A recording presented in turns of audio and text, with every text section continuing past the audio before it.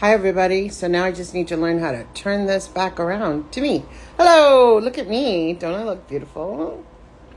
Excellent. So let's get Kathy Puffer on the phone. Kathy Puffer.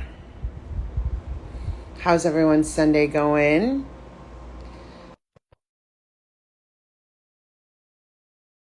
Join us.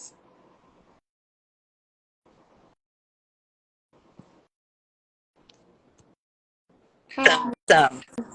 there you Hey, are. Monica. Good Hi, to see honey. you.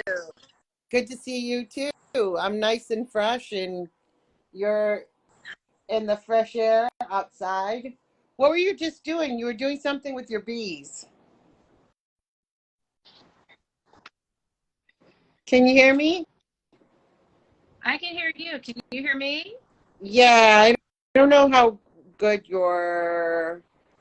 I think we had this problem before. I don't know how good the signal is outside, unfortunately. Oh, okay. Because I was trying to get into the greenhouse so people could get a little tour. No, I get it. The problem is that your screen is pixelated and the audio is in and out. Okay. Let me head back up to the sunroom for you then. Are I was you? hoping to show everybody the outside No, biodigester. I know, I know. I just think that the historically the problem has been that when you go outside, the the signal really doesn't work. See me now? Solar cooking. Yeah, you're where you are right now. Your signal is fine. Pretty much once I think you got out of the greenhouse and past it, the signal started being a lot better. Tell me what you're doing. Yeah, Oh, no, good. Like if you stand right there, we can see things. that's awesome. That's awesome. So I'm going to turn the camera around so people can get a better view. Sure. So we are here at our home system. Over here is a biogas outhouse combo. We got a toilet set up with a digester, Uh-huh. and it faces south, so it gets solar gain during the winter time to keep that biodigester warm all winter long. That's So I am amazing. super pumped because we are like all set now for real entertaining. So this is a holistic design that I did. I love talking with people about what they want to accomplish using the systems that they already have in place and what they want to do. So we have a barbecue Mhm. that is that is fueled by the biogas That's in the amazing. combo there. I have some vertical aeroponics.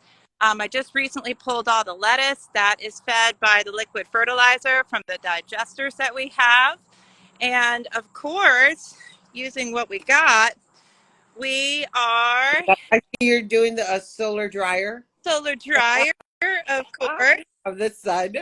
That's Uh, wonderful. and green beans and all of these beautiful plants we have thanks to small scale biogas. We use the liquid fertilizer from our digesters to grow a wicked amount of soil. And if you see right here, Hmm. way in the back, I have a chicken compost bin. So the chickens like take vegetables and weeds that we have, and then they do their chicken thing, which also grows soil. But really, it's just a simple process of lining our grow beds with straw, adding the liquid fertilizer to it, and then that breaks down, pretty much like over one growing season into beautiful, dark, rich soil so I can be picking my beans as soon as my in laws come over and entertaining folks over here on the patio, cooking with biogas. I'm going to have a cob oven set up here soon and doing So the cool. solar cooking. Why don't you tell me what you're doing with your solar cooking? How does that work? So the solar cooker is basically, um, it's just a box and it's black. So the box is insulated, and then it has Mhm. a clear plastic cover. So it works as like a greenhouse effect. And then we are intensifying the sun's rays with these, panels that we have here. So these metallic panels like help to intensify the sun that is here heating up our food. And so I'm roasting a chicken. And so, That is Monica, amazing. and this I, is not just you any know, chicken, this Kathy, is home. I did a solar oven, a very simple one with a pizza box, black cart construction paper, and tinfoil Mhm. with my students in summer camp, and they melted quesadillas. They had Nice, they did quesadillas. It was really cool. nice, nice. So what you've got is other level. If you could cook a chicken, Yep. Yeah, wow. yeah, all together. Because when you think about cooking, the most simplest use of energy is using energy just for cooking, because that is like a lower level use of energy. So, like our higher level uses of energy, such as charging our computer, our fancy electronic devices, something like that, you really want to be dependent on for like a solar or electrical grid. Um, Simple applications such as cooking, that's easy enough just to do with a barbecue grill or a Mhm. biogas stove, or what's going to be the cob oven there, because we have plenty of on-site wood. So on-site fuel is what we're doing here, in addition to something else that is free, which is the sun. I mean, we are so lucky. We finally have a sunny day. I can't believe it. Well, I think that what I love about your setup is that, and as an introduction to people who join us, so Kathy does small scale biogas for her family, and she lives in the Hudson Valley of New York State, and she uses it for cooking gas.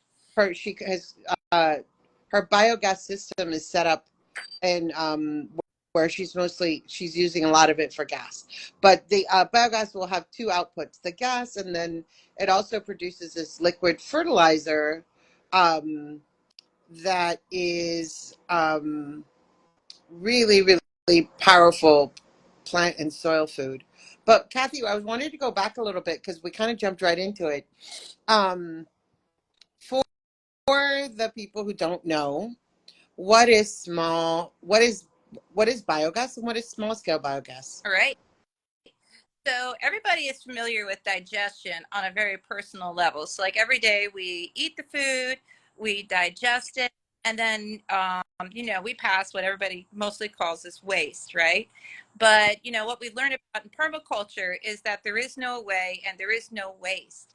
And so what we have with biogas is a continuous closed loop of recycling, in which what we put into the biodigester is fully digested, and then what comes out, that liquid fertilizer, has all of the nutrients that we had put into it, right? So for example, I was growing like a few different vegetables here.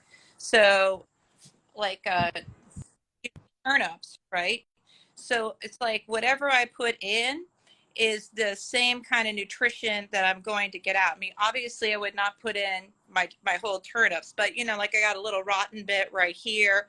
I'm going to cut that off, and the stems, and those are bits and pieces that I would put into the biodigester. So we're putting into the biodigester things that we typically won't eat. So things that have gone rotten, scraps from our plate, like when we're going to have chicken tonight, obviously you aren't going to eat the bones or the skin. So, like, those things all go into the biodigester. So, it is like beyond composting, because we are able to put into that biodigester everything that we typically may not be able to compost so easily. So another permaculture principle I always like to keep in mind Yeah, is integrate rather than segregate. yeah, So when we are using biogas, we are not giving up our regular compost.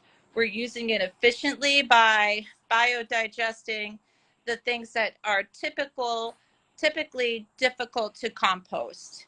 So I really like this both and approach to small scale biogas and composting. And, it's just really like, for me, I consider it like a no brainer. using small scale anaerobic digesters on our property. Right. And I think that makes a lot of sense. Yeah. I also feel like it's really for me. There's a lot of things that I really love about biogas, and reasons why I wanted you to be able to talk to us about Mhm. it. I was taking a moment to invite some more people to join us. Let people know that we're doing this. And when I first learned about composting, I thought it was the coolest thing ever. Mhm. I was like, oh my God, this is so amazing. This stuff is garbage and it can be used to build, we can use the natural process for it to decompose and become plant food. And then I remember being aware that oils, bones, meats, and things like that couldn't go in. And I was like, oh, wow, that sucks. And really would make it really stinky if you did put it in there, or it just didn't, would throw off the whole thing. And I was like, okay, that's too bad because then there's things left out of it. And then I learned about bokashi, which is another style of composting for apartments and small spaces, a Japanese style of composting. And bokashi, Bokashi, you can put bones in there. You can do meats and like cheese and things like that, which I thought was really great. So that was another, to me, level up of composting. And all the methods are great. It just depends on what you're looking for and what you could do. It's all site appropriate. What can you do in your home? And so for you guys, you have lots of space clearly, but when you first told me about biodigesters, I just was like, what do you mean you can create cooking gas with it? What? That's crazy. And also, as someone who's very aware of the what to me is destructive nature of the oil and gas industry, um, what comes out does not justify the ecological and social, political effects on us. Yeah. And the idea that some of us who have the ability to create these setups could at least disconnect our cooking gas from it is just amazing. With a relatively simple system, with a relatively and a very versatile system. The fact that your biogas can take in the bones, the meats, the cheese, all these things, that it can use that to help produce energy. The fact that you could hook it up to your toilet and your outdoor toilet, and that can also be used to create energy. Mhm. Like that is, and you're using it for your grill. I those are the kinds of things that give me hope. Those are kinds of things that make me go, a better world is possible. Ab- That we can actually be able to disconnect from these destructive industries, and and it's not out of reach. Like it's very doable if you have the right conditions, as we would say in permaculture. If you have the right conditions for it. So also, I mean, we kind of jumped in, so I did get a chance to say, y'all, this is Kathy Puffer. She is the biogas maven. Thank you for being with us, Kathy. And Kathy and I met about 10 years ago at a permaculture teacher training. There were four of us teachers, and Kathy was one of our amazing students. And I have loved watching her grow and evolve and do all of these things that she's been doing for the last 10 years. I definitely recommend you check out her website. What's your website, sweetheart? Biogaseducation.com. Awesome. Biogaseducation.com. Great. And I wanted Kathy to come on and chat with us because we got lots of great questions and interests last time we did this. We wanted to do it again. And also because Kathy's doing a really amazing course. When does it start, Kathy? At the end of the month? So open enrollment is right now. So I have a 20% off special that goes till August 14th, which I'm probably going to push out a little bit. But the first day of class is 7 o'clock on August 28th, which is a Wednesday.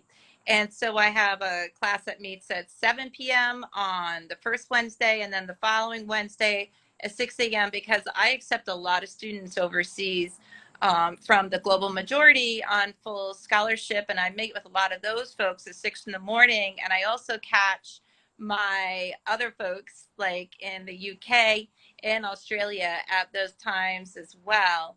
So it's just amazing just being able to connect with such a diverse group of people from a variety of different growing zones and Mhm. climates to change and share ideas about how can they incorporate small scale biogas successfully into their own context.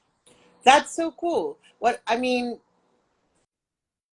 you just have built in a lot of flexibility even into your program. You have one class, one meeting in the morning, and then one meeting in the evening. I'm always like admiring and appreciative of the way that you run things so that more people can be included, and making it a technology and a knowledge that that is accessible to people. Going back to what we were talking about with biogas, um, I live in New York City. For those who don't know, I live in New York City, and Kathy is not far away. She's a couple hours upstate. And you've worked on some biogas, like you do small scale, and at your home, you showed us the ones that you had. But I know that you've also, I met you once, and we were looking at a biogas that you'd created in New York, in the Bronx at a community garden. And then you were telling me about how you'd also worked on one at Earth Matters, which is a composting organization. They do different uh, kinds of composting. But you know, the reason I brought this up about our location is because um, one of my friends and colleagues, um, Marisha, was talking to me about how uh, that she was saying that with biogas, it's very temperature dependent. Like if it's too cold, maybe it doesn't work. It wouldn't work as well. But um, it seems like you've gotten a pretty good handle on how to do it in the northern climate, while also you have experience doing this in the tropics with Haiti, Yes. which I just think is so great. Like your level, your breadth and depth of knowledge is just a treasure. I love it. Um, but talk about, if you could talk about for a second about how do you take care of a biodigester in a northern cold climate? What do you do? Sure. So climate, it is totally, you have an outdoor biodigester, they do just fine if you let them freeze solid, because what will happen is in the spring they'll defrost, and then once the microbes like start to wake up, they'll start to produce gas, which tells you that it is time to start feeding. So basically in temperate climates we have a couple of different choices. Either we can choose to use our biodigester seasonally, which Uh-huh. makes sense for a lot of people because that's where you get the greatest benefit, is when you're using it Got agriculturally it. in coordination with taking care of animals and growing your vegetable garden. So it's very popular to just let the digester go dormant over the winter, and it's just fine in the spring. Other folks that are doing something like a CSA or a small farm, they need to bump out their biogas season, just like how we bump out our growing season with like greenhouses. And some people like to do the John Pan composting method to warm up the biodigester.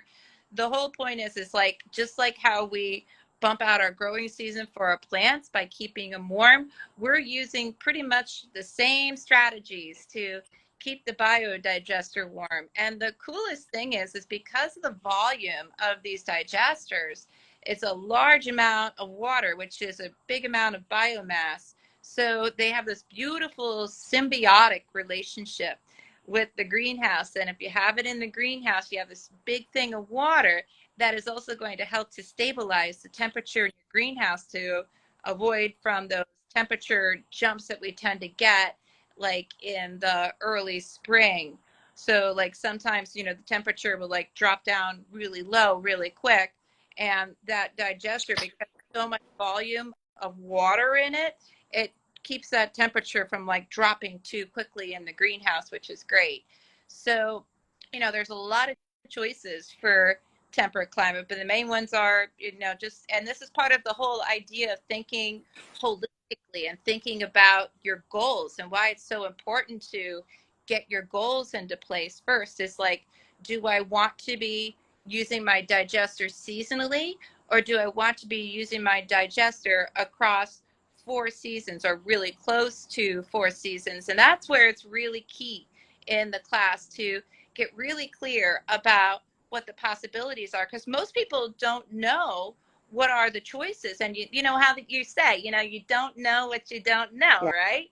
And you know like what the choices are and what the price points are for this season extension, and knowing your budget and how you could possibly bring in more money by bringing in customers, then you're going to be able to make those decisions so that you're getting one, the full value of actually using the digester. And then also you're going to know by, working with me in the class, how much this is all going to cost, and how quick are you going to get your return on investment if you are Yeah. doing a larger project where you have customers, because that's really important as a small business owner, because our margins tend to be very small. Yeah. And so it's really important to plan ahead. And that is like the most critical thing with small scale biogas is planning, planning, planning, planning, because you only want to build it once, and you certainly don't want to have to move it, because a lot of these digesters are over 200 gallons, and think how much trouble it is to be pumping out 200 gallons or more Right. from Right. a container, Right. so you can move it. And that's what I love about my program is I help people to make all the right choices from the get-go, so you Yeah. don't have to go back and do it over again. Yeah. I think it's I definitely think that if people are interested in I think if people are interested in learning more about biogas, a really great way to do it would probably be to go on your website. You probably have resources, right? So for me, I'm thinking if somebody says to me, Monica, I'm really interested in this, I would send them to your website. I'm like, go to her website, watch videos, learn more, and then start to think about it. You do your class twice a year. But what I think is so wise is if someone is really interested in doing anything like this, doing your class, which is a relatively small investment, and working out their ideas, working out their goals, working out their vision of what they want before they go and spend a lot of money.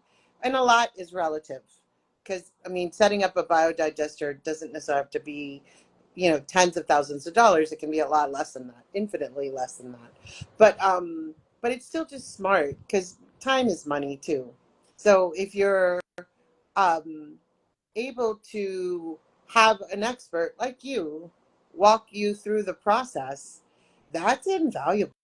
I just, I talk about this. Not when you don't know what you don't know, that can be very expensive. Super Yeah, expensive, super like expensive. we've gone through it in maybe other aspects and maybe in this aspect, right? Mhm. But I think that can be really wise. So, all right. So I know some of the people who are on here, and my friend Peter, who's on here, Dr. Netflix and Coffee, he lives on the coast of Oregon. So, um, in a climate like that, which I'm going to guess could be kind of rainy and cloudy, uh, how would you what do you say to that about if somebody from there wanted to, let's say Dr. Peter here wants to set up a biodigester Mhm. in his coastal land of Oregon? What would you say about, you know, the climate? How would that impact it? Right. Right. Well, knowing your growing zone is key. And so the shorter your growing season, it's the shorter your biogas season. So passive heat that we can get to keep the digester warm is like how I was showing you with the solar cooker, is the sun and the air temperature. And so if you are in a growing zone like 5, where your growing seasons is really like only like 5 months, really got to plan ahead, because your biogas season is going to be about 5 months as well. So, so for your friend, your colleague, really think about like, you know, what does he want to be growing in this, and then thinking about like the soil. Does he need to be growing soil? Because like I was saying before, you can grow a crazy amount of soil with the liquid fertilizer, using it with straw from animal bedding as a compost accelerator. And so really it comes down back again to your context and your goals. So if he is in a growing zone like 4 or 5, he's definitely going to need to be doing some winterization, because he wants to get that biodigester up and running sooner. And then also thinking about, um, what are some community partners where he could be getting more food scraps in, and thinking about like what are his goals for growing soil, because that is like the main benefit besides the gas. Everybody's always talking about the gas. Yeah. But with this particular person, with Peter on this, who's one of our guests, he's not a big grower himself, Right, but he could always give the liquid fertilizer to other people. right, I like right. that. I mean, what a great gift! I'm sure he knows people who are really Yeah, into plants. yeah. If anybody has any questions, please pop them into the chat, and we will be happy to ask you. I also see that Garden Tentitas has joined us, and that is a community garden here in New York City. Um, what do you envision could be a biodigester setup for a community garden? Sure. So for a community garden, really it is about using those community connections to be getting compost out to the people, even if it's just like compost in small bags. I really like the model of the group that we worked with in the Bronx, Right. Green Phoenix Organics. They were all about selling small batch bags of compost to people. And it's really scary now that we have to think about like funding, because like what happened in New York City, the whole composting program got defunded, which is like really sad. And so you have to be thinking about what are those value added products that you can be putting out to be improving your income revenue, to create more stability for your organization. And the way to do that is something simple like starting, like some relationship with somebody who is, trimming trees, and then getting those wood chips then delivered to your site, and being able to use the liquid fertilizer to add to those wood chips, to work on breaking that down into richer, valuable compost, by adding the liquid fertilizer to it, and then bagging that, and then sending that off to customers, and then thinking about also having the community contribute. So if you have a digester and you have people like keeping a bucket of like food scraps, yeah, I'm sure you've seen it, Monica. It like gets slimy and nasty in there, and that's not the best thing to be trying to do traditional composting with. But that is totally groovy for your digester.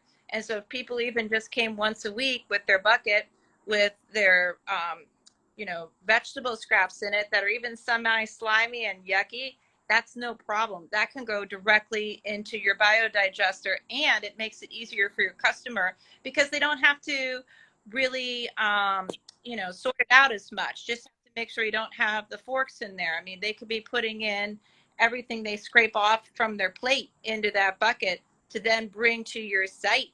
So that's what's truly exciting and empowering, I feel like, about these community-based models in an urban setting, is that you're getting a wonderful value-added product that you can easily and safely bag to send off with people, so they could be using, like on their container gardens, on their rooftop gardens. Right. And you are helping to address the major issue in the city, which is organic waste. Because if we are not Yep. managing it, that stuff stays in that black trash bag, and it's like little rat party, eating that No, you're compost. absolutely right.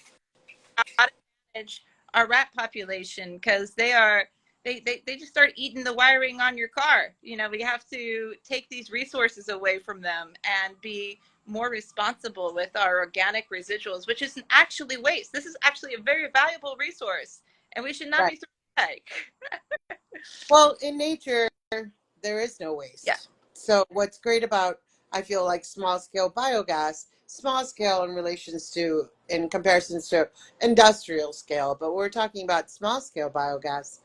I love that all of these things that would normally be going into a landfill are being used to make energy. That is amazing. And one of the things I love about having friends who are in community gardens, they love to have cookouts. So their grill could be from the biogas.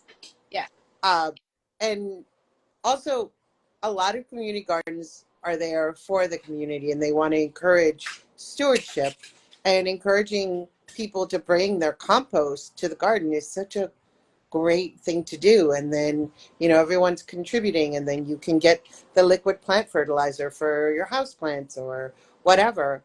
And oftentimes community gardens and just soil in general in New York City can be denuded, degraded. um, some would call it rock dust.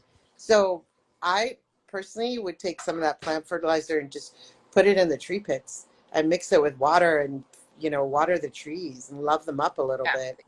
But exactly. there's a lot of ways which you could use that byproduct. The gas is obvious, but the liquid fertilizer is also such a great bonus. Mhm.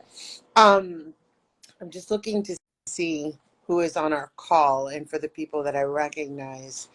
Have you seen people like, because I live in New York City, I have a lot of houseplants. Have you seen people using their, or do you use your liquid fertilizer for your houseplants? I do. So, like I dilute it for the house plants, and I also dilute it to use hydroponically too. Got So like I get hydroponically to grow with the vertical aeroponics or water culture. I add some a little bit sometimes to the house plants, maybe once a year.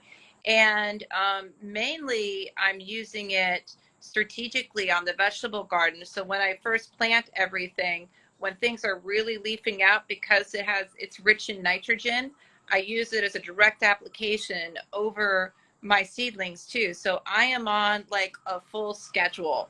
Um, it. the liquid fertilizer, I use it in several different applications, like across the growing season, because the thing I'm doing is I am growing soil, and I have this ability to be able to use it also for, applications without the soil, which is the hydroponics. Okay. I love that. We've just talked about like a million different ways to be able to use this. I think in places like New York City, um, it's to me it would be great if more community gardens had biodigesters and were able to put into play this program. And I think that they would be amenable. It's just about learning more about it and getting more people to understand how they work. I think it would be a great addition to the wonderful work that so many people are already doing, whether in their own personal houses or in their apartments, like for me. And because most of us do live in apartments in many dense urban centers, places, community spaces like gardens, community gardens are a great place to have a biodigester because we might not have one in our apartments, Mm-hmm. right? Yeah, yeah, definitely community based is super key for urban settings, because even you just think about like even the food waste and the um, apartments with the rules around incinerators. Most apartments are not allowed to have an incinerator in their sink, because it's against code to like have an incinerator in your sink. So it really puts people in a bind and puts pressure on the system as to where this organic waste is going to go, because if you can't be putting it down the sink and you don't want to leave it at the curb in a black garbage bag, If the city is not, running composting pickups, it's like, where is it going? It's going Right, somewhere. right. Yeah, no, it's a huge thing, and what a waste too of organic matter that can actually be used for something good instead of not decomposing in a big old landfill. Kathy, I'm really curious. I want to just talking about like how did you get into biogas? How Oh how did this all begin for you? God. Well, I got put into composting jail when I first started learning how to compost, Monica. Yeah, my composting attempts were really sad. I had this pile of compost I was trying to make, and it was slimy. It was stinky. I had like a family of rats living underneath the composting bin, and it was really disgusting. And my husband basically told me no more composting because it was just so gross.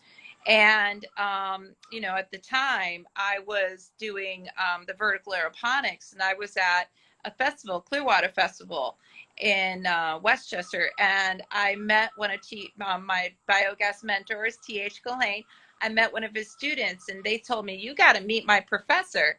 And I met Th, and he saw our vertical aeroponics system, and he said, oh, this is great, we're going to be running liquid fertilizers from biodigesters, which process manure and produce gas through these aeroponic units. And I had this vision in my head of like flies and horse manures in my vertical aeroponic system with flames coming out of it, because Oh my God.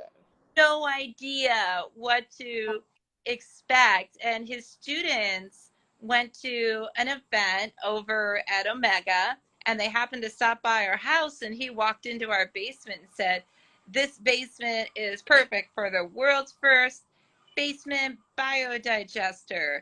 And we're going to do it right here next weekend. And you want to do it? And I was like, sure. And, of course I said You're yes, because like, he's like so excited. Yeah, I couldn't ah, say no guy. ah. You know, You're like, he just was determined. He knew it was going to happen.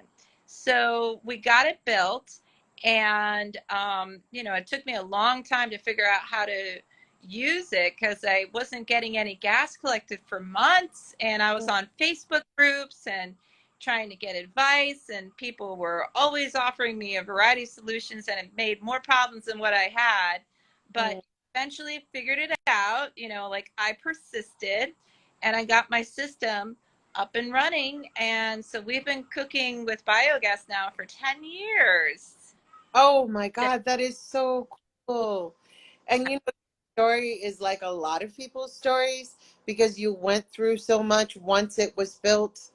You went through so much that, and you learned so much in trying to figure out why it wasn't working. Right. It makes sense that you've ended up creating a course. I mean, it wasn't immediate. I mean, this is after years of experience and setting up one here and internationally that you've done. The course was born from that naturally. It's kind of like, hey, if other people want to do this, this is what they need to think about. This is what they want to consider. Yeah, exactly. So I was just waiting for my husband. He was going to get a lighter for me to light the stove because I was back out with the bees again today. So, we'll go back to that in a bit. Good. So, but yeah, it's like, I know you know, I'm, you're and and I was, and huh? I Go saw ahead. I said I came to your house that time, Yeah. and you were showing me the stove and how that worked, and then the greenhouse biodigester, which made the biodigester that's in the greenhouse, which made so much sense. Oh, I yeah. I was wondering, I'm like, how does she do it when it's cold out? Um, but how much? Okay, let's just talk a little quick math. You, how much compost do you think you put in, and then how much gas do you get out, and then how much gas do you think you use just Right. cooking for your family of four? It's your partner and then your two daughters. Yes. So basically, I have, it's a family of four, and teenagers tend to produce more food residuals than I think like any other age group. They are, it's like you think they're going to eat a whole bunch of food and they're like, oh no, I'm full. I don't want to eat anymore. And, then they don't want it. And then that ends up like becoming waste. But, like in our house, there is no waste because it's going down into an anaerobic biodigester. So at our house, we are producing like about 500 liters of biogas a day. So that is like about an hour and 20 minutes of cooking fuel for us. So that basically covers all of our stovetop cooking like every single day. So, we're able to manage all of the cooking on the stovetop. But if anything needs to be roasted, we're putting that out into the solar cooker, and soon we're going to have a cob oven just so we can make pizza. So really, it's about, again, I love this word, like holistically, thinking holistically about what we want to be doing. And so we're able to conserve our gas to be doing more stovetop cooking that takes longer. Like today, I'm going to be boiling a big pot of water to be cooking corn on the cob. And then I'm going to pick the beans from my bean trellis to saute the beans. And the thing that takes the longest to cook, which is the chicken. The chicken is out in the solar cooker, just doing its own thing. How long You know, does that solar cooker take? yeah, How long does yeah. the solar cooker take to cook your chicken? Well, we grew up. Well, this is a home bird, so our home birds weigh like 10 to 11 pounds. This is a 10 to 11 pound chicken. So the chicken will be out there literally all day, Okay, cooking which, away. Yeah. which is fine. Yeah, so I put the chicken out like around noontime, and then the chicken, what we do is you just leave it in the solar cooker so that by the time, I have dinner ready, it's still going to stay hot. But, I'm using that gas efficiently by taking the thing that takes the longest, which is the bird, and then, using my stovetop for boiling the water, sauteing the green vegetables. And so then I can do that, you know, separately from the chicken. But I never run out of gas because I feed the digester, the gas bag fills up, I use the gas bag goes down. And because I'm continuously feeding every single day, I never run out of gas. That is so cool. I'm curious if you can speak a little bit because I think people might be interested in they might be interested in hearing about how the biodigesters, what kind of projects you are doing with them in Haiti. Sure. So in Haiti, I started off with Heart in Haiti School, which is based in Port-au-Prince. I was invited to their program by their program director, Maria and Maria Blon. And so they invited me over to build a 1 cubic meter system. And that became essential when there were fuel shortages because there was like no petrol available, because in Haiti a lot of people who do cooking for like a large school or an institution, they are mainly using propane. And the way you get the propane from point A to point B is you have to put the tank into the back of a pickup truck. And if you are unable to move propane with the truck because it's either gasoline is either unavailable or either that it is too expensive, then you've got no cooking fuel for your school cafeteria. And so what that has done is, like, for both programs where I'm at, like the Heart and Haiti School and also University of Notre Dame, is that it has created a lot more stability for their cafeteria programs, because even though they may not have access to the propane, they are still able to continuously produce the biogas to then, be cooking food that way in their kitchen. So it creates And stability and energy independence, and oh my gosh, just turn on the news every single day, and it's like, who does not need to have more energy independence? And that's something I think, that us here in the States like have that privilege of, oh, we could just go to the gas station anytime we want. But, like, I'm from Florida, and when we get a big hurricane, there's no gas being delivered to that gas station. You can run out of gas. And even with, especially with all this climate chaos, it's like we need to be thinking about what can we do to create more resilient communities. And a big way to do that is thinking about energy resilience.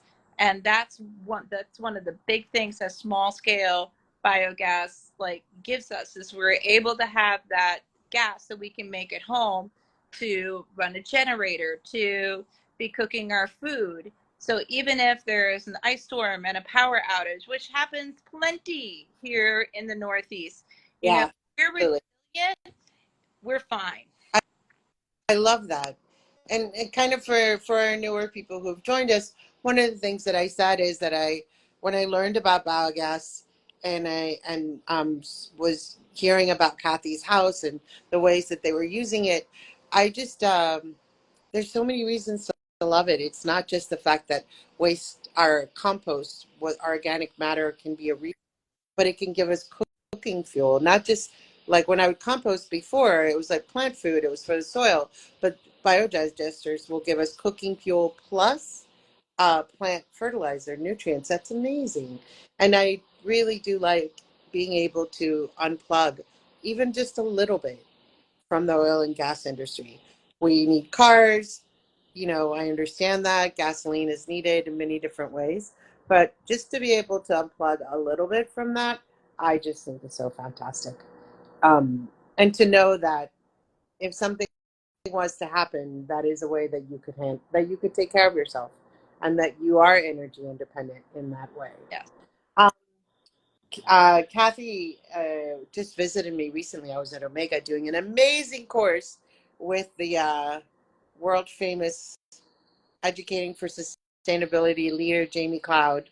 I just went and did her summer design studio, which brought together just a gorgeous group of 12 amazing educators from all parts of from adults, college professors to um, preschool teachers to me, who I also work with all ages, to someone who was organizing education for Nepal, for our school in Nepal. So it's just like an amazing group of people.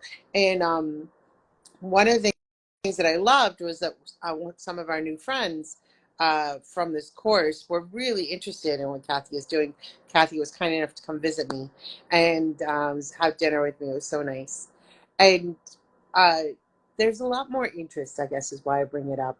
I think that there's a lot more interest. I think people want to know that there are solutions, that there are alternatives, and alternatives which not only do less harm, right? We can get out of that model of do less harm and get into the model of do good and stay further in the doing good, right?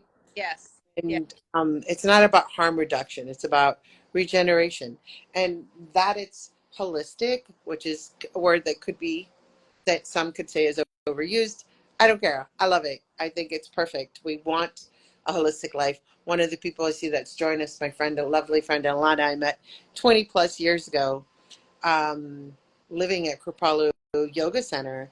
And, that was my entry point into the world of holistic. And um, was when I turned to yoga and meditation and developing a stronger sense of spirituality that supports me. And biogas aligned so well with those holistic ideas and definitions and principles. And that was why I wanted you to come on here and tell us your story, Kathy. I just want to say thank you. And, Sure. and really encourage people to check out uh, your website. What is it? Biogaseducation.com. Biogaseducation.com. And even if you're just interested and you're not ready to do you're not ready to install your own at your community garden or your school or your house, wherever you would possibly consider it, I really, really recommend that you check out Kathy's course. It's very um, economical, and you start to dream and envision and get a plan. Mm-hmm. Yeah, because this doesn't happen overnight. In addition to the biogas and restoring our soil and doing all these other things, I'm going to flip the screen real quick so you can see. So Sure. just today, I pulled honey from our beehives, Oh, love. and the reason why I'm able to keep bees is I'm able to plant an amazing amount of pollinator species because we restored our soil. And so when thinking about these systems, like the foundation, I think, for any like permaculture or regenerative system that you're building, like, because we want to start from the ground up, is like small scale biogas. That is like your cornerstone for energy and restoring your soil. Mhm. And the foundation is you need to have healthy soil, Right. whether you're doing small containers in an urban setting, or if you plan to, be growing someplace where you have more land. And that is, I believe, something that is just so key. Is like if you're thinking about, doing something like a whole system design, it's like that you're getting the knowledge base like first on something that is a foundational application such as the biogas is like so important, because we're going to be going through like how it incorporates into all of those systems, because it all works together and we are keeping our waste home. And so like I like to tell people that waste is treasure. We don't throw it away. We keep it. We are good stewards to it, and we are using it to create something new and something regenerative that is going to go back into the cycle of like caring for us, the earth, and our families. Amen. Amen. I think that is so, so true. All right, Kathy. Thank you so much for joining us. It was wonderful to talk to you again. And we will have you back and we will continue this conversation and continuing spreading the good word to people about biogas and also the opportunity to be able to work with you. Because what I love about your course is, you know, it's like coaching. It's a group coaching, and that's so much cheaper than hiring you as it's a economical way to get time with an expert, and I think that's super important. And thank you so much for everything that you do in the world and all the ways in which you contribute. Are you going to turn on the stove? Do it. Do it. So we got to always end with the blue flame. Here we go. Yeah. Oh, and there's your hubby. Hi. Yeah. All right. Here we go. So I'm going to turn Ready? on Yeah. and get one. Oh, wow. Ooh, that is so cool. I love it. Yeah. So let's Wow. have I love biogas. it. I love it. Thank All right. Thank you. you, Monica. All right. You're the best. Thank you so much. You're welcome. Bye Bye. bye, everybody.